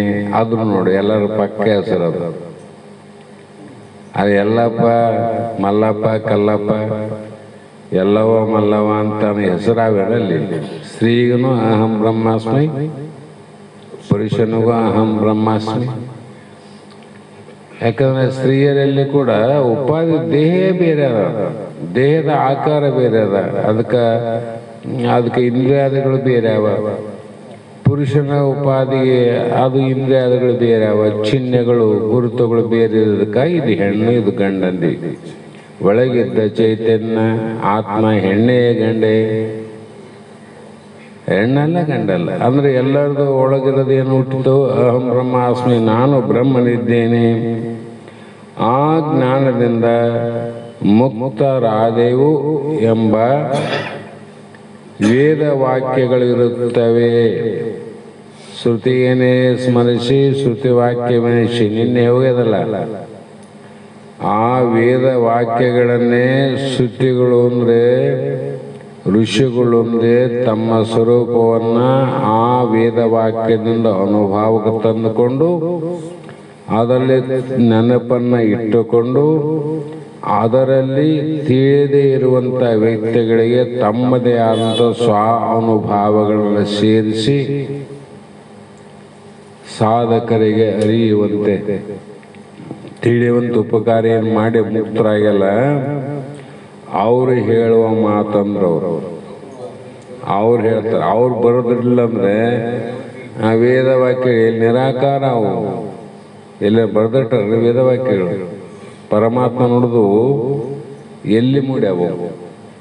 ಋಷಿವಾಕ್ಯಗಳೇ ಗ್ರಂಥ ರೂಪವಾಗಿ ಯಾವ ವೇದವ್ಯಾಸ ಅನ್ನುವಂಥ ಅನಂತ ಋಷಿಗಳು ಅವುಗಳನ್ನು ಹಿಡಿದಿಟ್ಟು ಡ್ಯಾಮ್ಗೆ ನೀರು, ಡ್ಯಾಮ್ ಕಿಟ್ಟಿದಂಗೆ ಹರೆ ನೀರಿಗೆ ಅಲ್ಲಿ ಸ್ಟಾಕ್ ಮಾಡಿ ಆಮೇಲೆ ಯಾವ್ಯಾವ ಭಾಗಕ್ಕೆ ಎಷ್ಟೆಷ್ಟು ಬೇಕಂತ ಉಪಕಾಲುವೆಗಳನ್ನು ಮಾಡಿ ಈ ಭಾಗಕ್ಕಿಷ್ಟು, ಈ ಭಾಗಕ್ಕಿಷ್ಟು, ಈ ಭಾಗಕ್ಕಂತೇಳಿ ಆ ವೇದವ್ಯಾಸರು ಏನು ಮಾಡಿದ್ರು? ಮೊದಲು ಕಟ್ಟಿ ಹಾಕಿದ್ರು.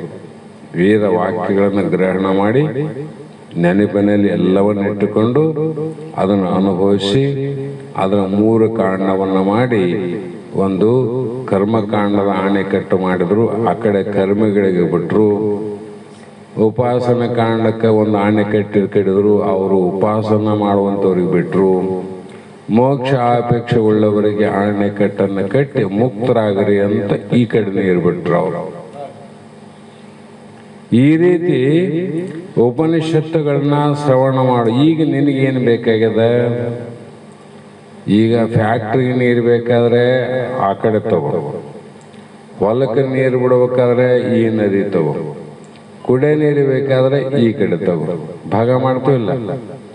ನಿನಗೆ ಮೋಕ್ಷ ಬೇಕಾಗಿದಿಲ್ಲ, ಮೋಕ್ಷ ಬೇಕಾಗಿದೆ. ವೇದಾಂತ ಸಾರವನ್ನೇ ನೀನು ಅನುಭವಿಸು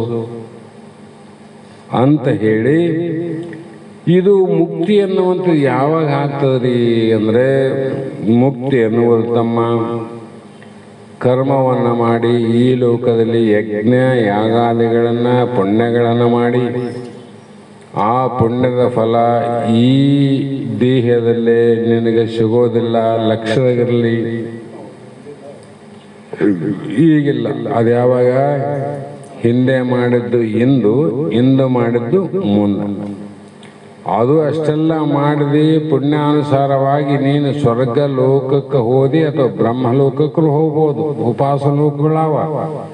ಸೂರ್ಯಪುರುಷರು ಮುಂದೆ ಹೋಗ್ತಾರೆ. ಈ ಸ್ವರ್ಗನೇ ಅಂತ ಅಲ್ಲಿಗೆ ನಿಲ್ಲಂಗಿಲ್ಲ. ಅವ್ರು ಮುಂದೆ ಹೋಗ್ತಾರೆ. ಅವರು ಹೋದಂಗೆಲ್ಲ ಆನಂದನೇ ಅದ. ದೊಡ್ಡ ಪದವಿ. ಆವಾಗ ಅಲ್ಲಿ ಏನಾಗ್ತದೆ ಅಂತಂದ್ರೆ, ಈ ಮಾಡಿದ ಪುಣ್ಯದ ಫಲ ಮುಂದಿನ ಜನ್ಮಕ್ಕೆ, ಮುಂದಿನ ಶರೀರಕ್ಕೆ. ಇದು ಶರೀರ ಬಿಡಬೇಕು, ಮತ್ತು ಈಗ ಮಾಡಿದ್ದನ್ನ ಅಲ್ಲಿ ಉಣಬೇಕು, ಅರ್ಧವಾಗಿ ಕಟ್ಕೊಂಡು ಮತ್ತೆ ಹುಟ್ಟಬೇಕು. ಹುಟ್ಟಿದ ಮೇಲೆ ಮತ್ತೆ ಪ್ರಾರಂಭ ಫಲ ಈಗ ಕೊಡಂಗಿಲ್ಲ. ಆದರೆ ಮೋಕ್ಷ ಅನ್ನೋದು ಸಮತ್ವ ಕಾಲ. ಈ ಜನ್ಮದಲ್ಲೇ, ಈ ದೇಹದಲ್ಲೇ, ಈ ನೀನು ದೇಹವನ್ನು ಬಿಡುವುದಕ್ಕಿಂತ ಮುಂಚಿತವಾಗಿ ಸಮತ್ವ ಕಾಲದಲ್ಲಿ ಆಗ್ತದೆ. ಈ ಕಡೆ ಜ್ಞಾನ ಆಯ್ತಿಲ್ಲ, ಅಜ್ಞಾನ ಹೋಗ್ತದೆ. ಅಜ್ಞಾನ ಅಲ್ಲಿ ನಮ್ಗೆ ಆಶ್ಚರ್ಯ ಮಾಡೋದು. ಅಜ್ಞಾನ ಹೋದ್ಮೇಲೆ ಮುಕ್ತನೇ. ಅದು ಸಮತ್ವ ಕಾಲದಲ್ಲಿ ಹೆಂಗೆ ಹೋಗ್ತದೆ, ಏನು ದೃಷ್ಟಾಂತ ಅಂದ್ರೆ ಆವಲ್ಲ. ಸೂರ್ಯನ ಬೆಳಕಲ್ಲ ಸಮತ್ವ ಕಾಲ. ಬೆಳಗಿನ 5 ಗಂಟೆ 5 ನೋಡ್ಬೇಕು. ಈಗ 5:05 ಕತ್ತಲಾದ, ಈ ಕಡೆಷ್ಟು ಬೆಳಕಾದ. ಆ ಕಾಲಕ್ಕೆ ಬೆಳಕಾಗ್ಯದಂತರು ಕತ್ಲಾದಂತರು. ಬೆಳಕಾದಂದ್ರೆ ಇನ್ನು ಸ್ವಲ್ಪ ಕತ್ಲಾದ. ಕತ್ಲಾದಂದ್ರೆ ಅರ್ಧ ಬೆಳಕಾಗ್ಯದ. ಅದಕ್ಕೇನಂತೀವಿ? ಸಮತ್ವ ಕಾಲ. ಹಿಂಗೆ ಬೆಳಕು ಬರ್ತಿರ್ತದ, ಹಿಂಗೆ ಕತ್ಲು ಹೋಗ್ತದ. ಇವತ್ತು ಸೂರ್ಯ ಉದಯ ಆದ್ರೆ 2 ದಿನಕ್ಕೆ ಕತ್ಲು ಹೋಗೋದಿಲ್ಲ. ಹಿಂಗೆ ಲೈಟ್ ಹಾಕಿದ ತಕ್ಷಣ ಬೆಳಕಂಗ ಆಗ್ತದಿಲ್ಲ. ಅದೇ ಪ್ರಕಾರವಾಗಿ ಮುಕ್ತಿಯು ಜ್ಞಾನ ಸಮತ್ವ ಕಾಲದಲ್ಲಿ ಆಗುವುದು, ಮತ್ತಿದು ಕ್ರಮಕಾಲದಲ್ಲಿ ಆಗೋದಲ್ಲ. ಕ್ರಮಕಾಲ ಅಂದ್ರೆ ಏನು? ಈ ದೇಹ ಬಿಟ್ಟ ಮೇಲೆ ಆ ಲೋಕಕ್ಕೂ ಅಲ್ಲಿ ಬ್ರಹ್ಮಲೋಕ, ಹಂಗಲ್ಲ. ಕ್ರಮಕಾಲ ಅಲ್ಲ, ಸಮಕಾಲದಲ್ಲೇ ಆಗುವುದು. ನಮ್ಮ ಅನುಭವಕ್ಕೆ ಯಾಕೆ ಬರೋದಿಲ್ಲ? ಹೌದ್ರಿ, ಸಮತ್ವ ಕಾಲದಲ್ಲಿ ಆಗ್ತದಂದ್ರೆ ನಮ್ಗೆ ಅನುಭವಕ್ಕೆ ಹೆಂಗೆ ಬರಂಗಿಲ್ಲ. ಕತ್ತಲು ಹೋದದ್ದು ಬೆಳಕಿನಿಂದ ಅನುಭವಕ್ಕೆ ಬಂತು. ಆದ್ರೆ ಇದ್ಯಾಕೆ ಅನುಭವಕ್ಕೆ ಬರೋದಿಲ್ಲ ಅಂದ್ರೆ, ಇದು ಯಾಕೆ ಬರೋದಿಲ್ಲ ತಮ್ಮಂದ್ರೆ, ಇದು ಜ್ಞಾನ ಫಲವಾದ ಮೋಕ್ಷ ಏನದ, ಜ್ಞಾನಕ್ಕ ಫಲ ಏನದ್ರಿ? ಮೋಕ್ಷ. ಕರ್ಮಕ್ಕ ಫಲ ಏನದ? ಭೋಗ. ತಿಳ್ಕರಂತ್ರ ಅವರು. ಯಾಕಾಗೋದಿಲ್ಲ ಅಂದ್ರೆ, ಇದು ಜ್ಞಾನ ಫಲವಾದ ಮೋಕ್ಷವು ಕರ್ಮ ಫಲದಂತೆ ಕಾಲಾಂತರದಲ್ಲಿ ಆಗೋದಲ್ಲ. ಈಗ ಮಾಡಿದ್ದು ಮುಂದಿನ ಜನ್ಮ, ಮುಂದಿನ ಜನ್ಮ ಮಾಡಿದ್ದು ಮತ್ತೆ ಮುಂದಿನ ಜನ್ಮ, ಅದರಂತೆ ಇದು ಅಲ್ಲ. ಕಿಂತು ಭೋಜನ ಸಮಕಾಲದಲ್ಲಿ ತೃಪ್ತಿಯಾದಂತೆ. ನಮ್ಮಲ್ಲೇ ಹೇಳಿರಲ್ಲ, ಇದಕ್ಕೇನ್ರಿ ಪ್ರಮಾಣ? ಭೋಜನ ಸಮಕಾಲದಲ್ಲಿ ತೃಪ್ತಿಯಾದಂತೆ. ಊಟ ಒಂದೊಂದು ತುತ್ತು ಮಾಡದಂಗೆಲ್ಲ ತೃಪ್ತಿ ಹಾಕ್ಯಂತ ಹೋಗ್ತದೋ. ಏನು ನಿನ್ನೆ ಊಟ ಮಾಡಿದ ಇವತ್ತಾತ ತೃಪ್ತಿ. ಈಗ ಹೆಂಗ ಊಟ ಮಾಡ್ತದ್ದೆ ಹಂಗಂಗ ತೃಪ್ತಿ ಆಗ್ತದೆ. ಅದರಂತೆ ಜ್ಞಾನ ಸಮಕಾಲದಲ್ಲಿ ಊಟ ಮಾಡದಾಗನೇ ತೃಪ್ತಿ ಆದಂಗ, ಜ್ಞಾನ ಆ ಕಾಲದಲ್ಲಿಯೇ ಮೋಕ್ಷ ಆಗ್ತದ. ಅವಾಗೆ ಆಗ್ಬೇಕದು. ಅದಕ್ಕೆ ಏನ್ ಹೇಳಿದ್ರು? ಸ್ವಸ್ವರೂಪ ಅವಸ್ಥಿತಿ ಮುಕ್ತಿ. ಯಾವ ಮುಕ್ತಿ ಅಂದ್ರೆ, ಅನಾತ್ಮ ದೇಹಾದಿಗಳ ಅಧ್ಯಾಸವನ್ನು ತೊರೆದು ನಾವೇನು ಬಿಡೋದಿಲ್ಲ. ಇಲ್ಲಿ ಭಾಳ ಚಂದ ಅದ. ಇದರಷ್ಟು ಸರಳವಾದದ್ದು ಇನ್ನೊಂದಿಲ್ಲ ನೋಡಿ, ತಿಳ್ಕೊಂಡವ್ರಿಗೆ. ಅದಕ್ಕೆ ಅವ್ರು ಹೇಳಿದ್ರು, ನಂಬು ಜ್ಞಾನವನೇ ಹಂಬಲಿಸಿದರು ಮುಕ್ತಿ ಎಂಬಯಸಿ ಕರ್ಮಜಾಲದೊಳು ಸಿಲುಕಿ ಅಂದ.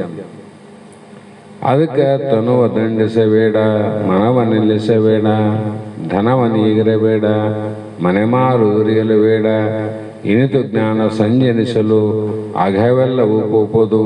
ಅದರಿಂದ ನಂಬು. ಯಾಕೆ ನಂಬಬೇಕು ಅಂದ್ರೆ, ಇದರಿಂದ ನಂಬು. ಇನ್ನೇನು ಬೇಕು ನನಗ? ಇದಕ್ಕಾಗಿ ನೀನು ದೇಹದನ್ನ ಮಾಡ್ಲಿಕ್ಕೆ ಹೋಗಬೇಡ. ಅದೇನು ಮಾಡೋದು ಪಾಪ, ಜಡ. ತನವ ದಂಡಿಸಬೇಡ, ಮನಸ್ಸು ನಿಲ್ಸಕ್ ಹೋಗಬೇಡ. ಅದು ನಿಂದ್ರಂಗಿಲ್ಲ, ಹುಚ್ಚಿಡೋದ್ನಾಗ. ಅದೇ ಗಾಳಿನ ನಾನು ನಿಲ್ಲಿಸ್ನಂತ ಹೊರಟ್ರೆ ಇಲ್ಲಿ ಅನುಭವಕ್ಕೆ ವಿರುದ್ಧ ಆಗ್ತದಿಲ್ಲ. ಗಾಳಿ ನಿಲ್ಲಿಸು ಅಂದ್ರೆ ಯಾರು ಹಿಡ್ದಾರಪ್ಪ ಗಾಳಿನ? ಹಿಡಿಯಕ್ ಬರ್ತದ, ನಿಲ್ಸಕ್ ಬರ್ತದ, ಕಟ್ಟಕ್ ಬರ್ತದ. ಅದಕ್ಕೆ ಅವ್ರು ಹೇಳಿದ್ರು, ಮನವನ್ನು ನಿಲ್ಲಿಸಬೇಡ, ಧನವನ್ನು ಈಗಿರಬೇಡ, ಮನೆ ಮಾರು, ಮನೆಯಾಗಿರತಕ್ಕಂಥ ಏನು ಹೆಂಡ್ರು ಮಕ್ಕಳು ಬಿಟ್ಟು ಯಾಕಡೆ ಹೋಗ್ಬೇಡ. ಏನು ಮಾಡು? ನಂಬು ಜ್ಞಾನ, ಇನ್ನು ಸ್ವರೂಪ ತಿಳ್ಕೊ. ಹಾಗಾಗಿ ಇಲ್ಲಿ ಬಿಡೋದೇನದ? ಅನಾತ್ಮವಾದ ದೇಹ ಭಾವ ಬಿಡೋದು. ದೇಹನೂ ಬಿಡೋದಿಲ್ಲ. ಹಿಂಗೆ ಶಾಸ್ತ್ರ ಯಾವ ಹೇಳ್ತವ್ರಿ?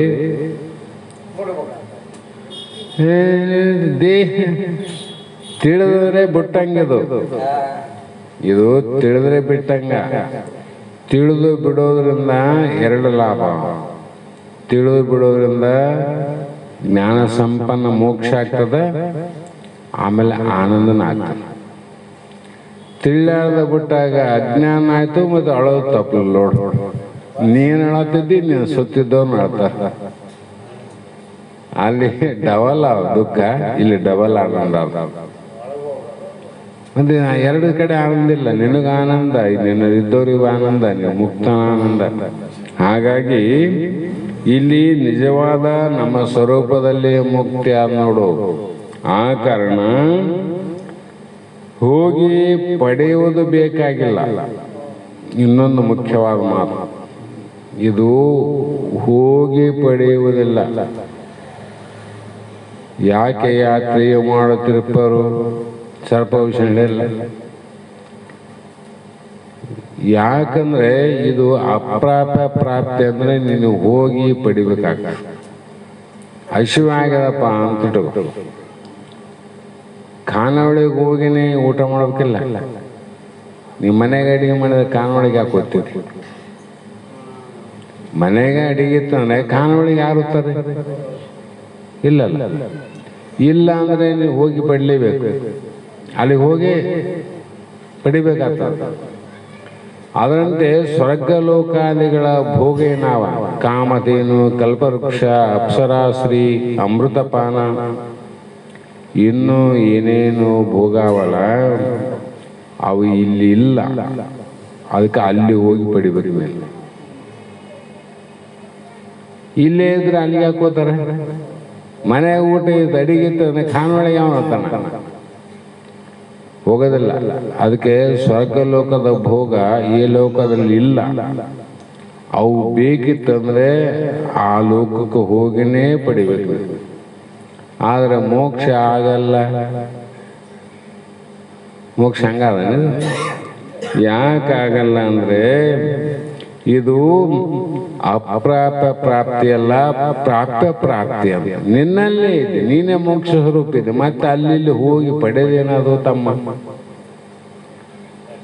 ನೀನೇ ಮುಕ್ತ ಸ್ವರೂಪ. ಮುಕ್ತಂಚ ಮುಕ್ತ.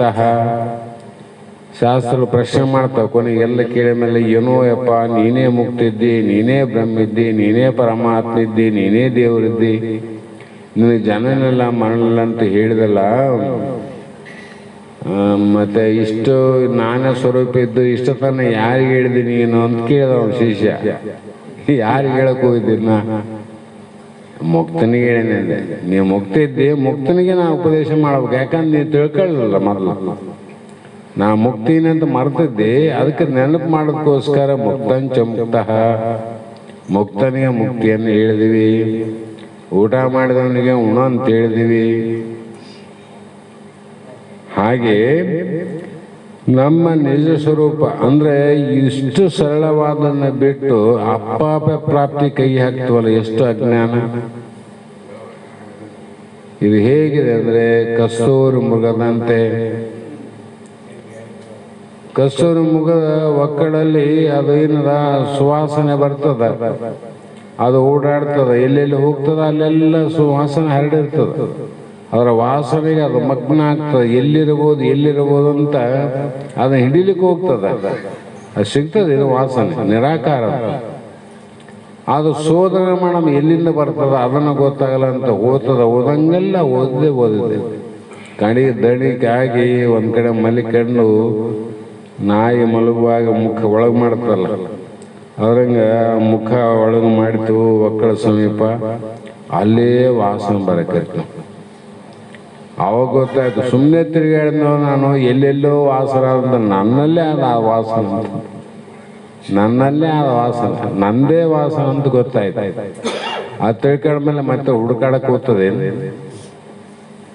ತಿಳಿಲಾದ ಹುಡುಕಾಡ್ತು ಕಸ್ತೂರಿ ಮೃಗ.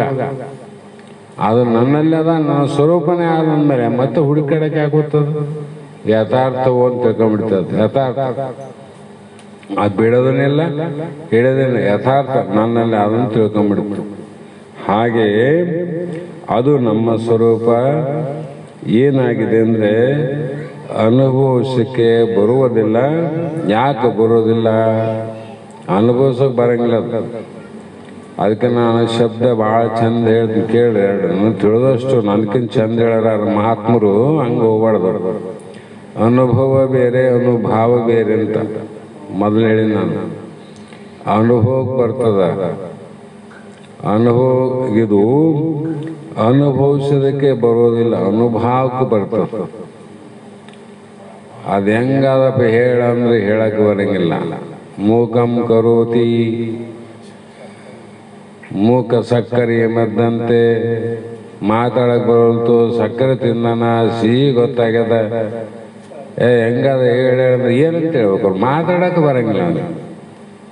ಮುಖಿಗೆ ಮಾತು ಸಿಹಿ ಅಂತ ಗೊತ್ತದ ಅವನಿಗೆ, ಮುಖಕ್ಕೆ ಗೊತ್ತಾಗಿಲ್ಲ ಅಂತ ಅರ್ಥ ಅಲ್ಲ. ಇನ್ನೊಬ್ರಿಗೆ ಹೇಳಕ್ ಬರಂಗಿಲ್ಲ, ಇನ್ನೊಬ್ರಿಗೆ ಹೇಳಕ್ ಬರಂಗಿಲ್ಲ ಆಮೇಲೆ ಅವನಿಗೆ ಅನುಭವ ಆಗಿಲ್ಲೇನು? ಅನುಭವಿಸಲಿಕ್ಕೆ ಬರ್ತದೆ, ಅನುಭವ ಅನುಭವಿಸ್ಲಿಕ್ಕೆ ಬರ್ತದ, ಅದು ಇನ್ನೊಬ್ರಿಗೆ ಹೇಳಕ್ ಬರಂಗಿಲ್ಲ. ಹಾಗೆ ಈ ಕಾಲಾಂತರದಲ್ಲಿ ಲೋಕಾಂತರದಲ್ಲಿ ಆಗುವಂಥ ಭೋಗಗಳನ್ನು ಅನುಭವಕ್ಕೆ ಬರ್ತಾವ, ಮತ್ತೆ ಇನ್ನೊಬ್ರಿಗೆ ಗೊತ್ತಾಗ್ತಾವ. ಸ್ವರ್ಗಲೋಕದಾಗ ಹೋದವ್ರಿಗೆ ಎಲ್ಲರಿಗೂ ಗೊತ್ತದೆ. ಈಗ ಪ್ರಭು ಹೋಟ್ಲಕ್ಕೆ ಹೋದಿವಿ ಅಂತ ಹೇಳಿದ್ರಿ, ಆ ಪ್ರಭು ಹೋಟ್ಲದಾಗ ಏನೇನು ರುಚಿ ಆಗುತ್ತೆ ಎಲ್ಲರಿಗೂ ಗೊತ್ತದೆ, ನೀನು ಒಬ್ಬತ್ತು ಗೊತ್ತದ. ಯಾಕೆಲ್ಲರಿಗೂ ಗೊತ್ತದ? ನಿನ್ನಂತ ದಿವಸ 106 ಮಂದಿ ಬಂದೋತಾರ, 106 ಮಂದಿ ಬಂದೋತಾರ, 106 ಮಂದಿ ಗೊತ್ತೇ ಇದ್ದೇ ಇರ್ತದಲ್ಲಿ. ಆದರೆ ಮೋಕ್ಷ ಅಂತಂಗಲ್ಲ, ಸ್ವರ್ಗಲೋಕಕ್ಕೆ ಎಷ್ಟು ಮಂದಿ ಹೋಗ್ತಾರೋ ಗೊತ್ತಿಲ್ಲ. ದೇವೇಂದ್ರನ ಪದವಿಗೆ ಸಿನಿಮಾಟೈಸ್ಗೆ ಟಿಕೆಟಿಗೆ ನಿಂತು ಮಂದಿ ಭಾಳ ಆತಮ್ಮಂತ ನಮ್ಮ ಸಿಲ್ಲಿಂಗತಾತ ಹೇಳ್ತದ.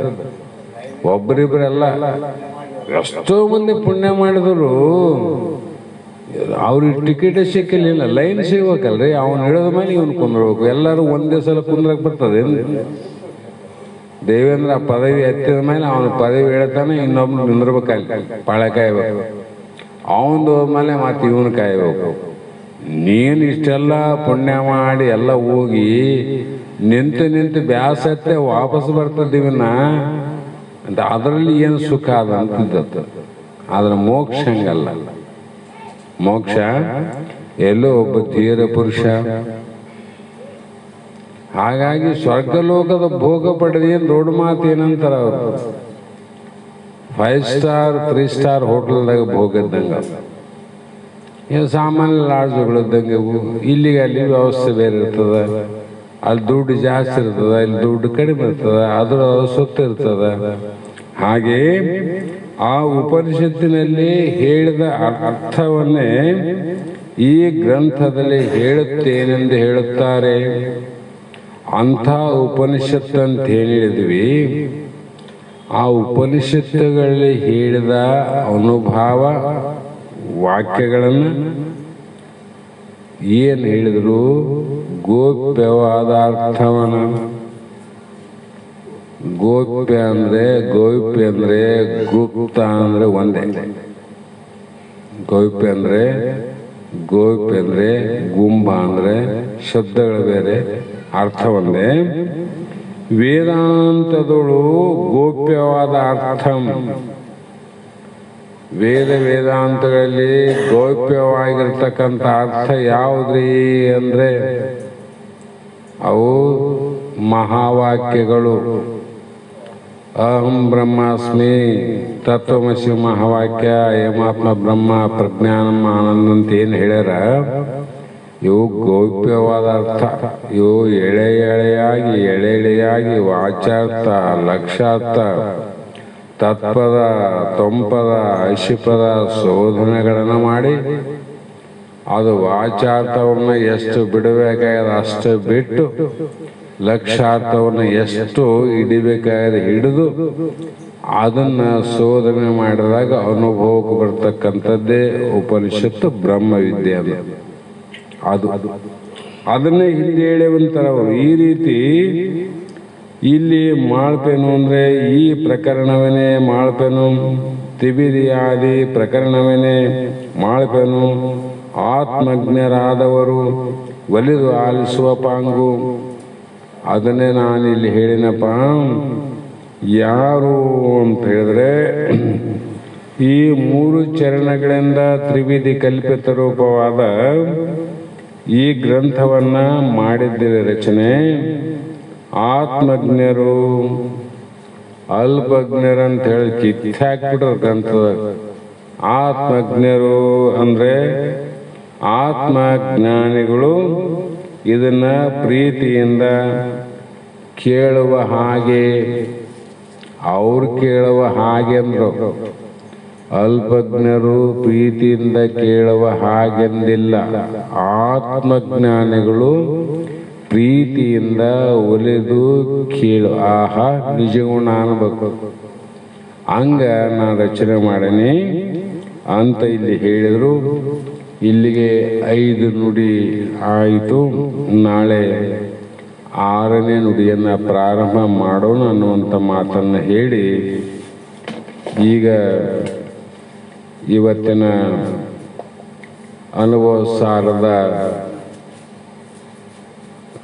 ವಾಗ್ಪುಷ್ಪಗಳನ್ನ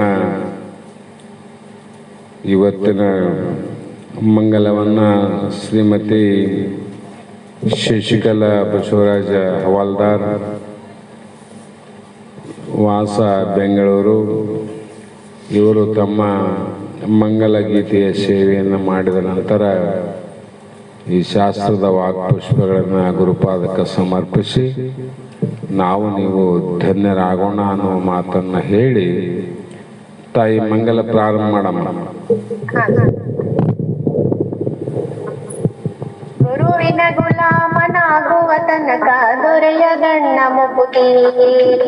ಗುರುವಿನ ಗುಲಾಮನಾಗುವ ತನಕ ದೊರೆಯದಣ್ಣ ಮುಕುತಿ. ಪರಿಪರಿ ಶಾಸ್ತ್ರವನ್ನೋದಿದರೇನೋ ವ್ಯರ್ಥವಾಯಿತು ಭಕುತಿ. ಪರಿಪರಿ ಶಾಸ್ತ್ರವನ್ನೋದಿದರೇನೋ ವ್ಯರ್ಥವಾಯಿತು ಭಕುತಿ. ಗುರುವಿನ ಗುಲಾಮನಾಗುವ ತನಕ ದೊರೆಯದಣ್ಣ ಮುಕುತಿ. 6 ಶಾಸ್ತ್ರವನ್ನೋದಿದರೇನು 100 ಪುರಾಣವ ಮುಗಿಸಿದರೇನು. 6 ಶಾಸ್ತ್ರವನ್ನೋದಿದರೇನು 100 ಪುರಾಣವ ಮುಗಿಸಿದರೇನು. ಸಾಧು ಸಜ್ಜನರ ಸಂಗವ ಮಾಡದೆ ಧೀರನೆಂದು ತಾತಿರುಗಿದರೇನು. ಸಾಧು ಸಜ್ಜನರ ಸಂಗವ ಮಾಡದೆ ಧೀರನೆಂದು ತಾತಿರುಗಿದರೇನು. ಗುರುವಿನ ಗುಲಾಮನಾಗುವ ತನಕ ದೊರೆಯದಣ್ಣ ಮುಕುತಿ. ಕೊರಳೊಳು ಮಾಲೆ ಧರಿಸಿದರೇನು ಬೆರಳೊಳು ಜಪಮಣಿ ಎಣಿಸಿದರೇನು. ಕೊರಳೊಳು ಮಾಲೆ ಧರಿಸಿದರೇನು ಬೆರಳೊಳು ಜಪಮಣಿ ಎಣಿಸಿದರೇನು. ಮರಳಿ ಮರಳಿ ತಾ ಹೊರಳಿ ಬೂದಿಯೊಳು ಮರುಳನಂತಾಗಿ ತಿರುಗಿದರೇನು. ಗುರುವಿನ ಗುಲಾಮನಾಗುವ ತನಕ ದೊರೆಯದಣ್ಣ ಮುಕುತಿ. ನಾರಿಯ ಭೋಗ ಅಳಿಸಿದರೇನು ಶರೀರ ಸುಖವನ್ನು ಬಿಡಿಸಿದರೇನು. ನಾರಿಯ ಭೋಗ ಅಳಿಸಿದರೇನು ಶರೀರ ಸುಖವನ್ನು ಬಿಡಿಸಿದರೇನು.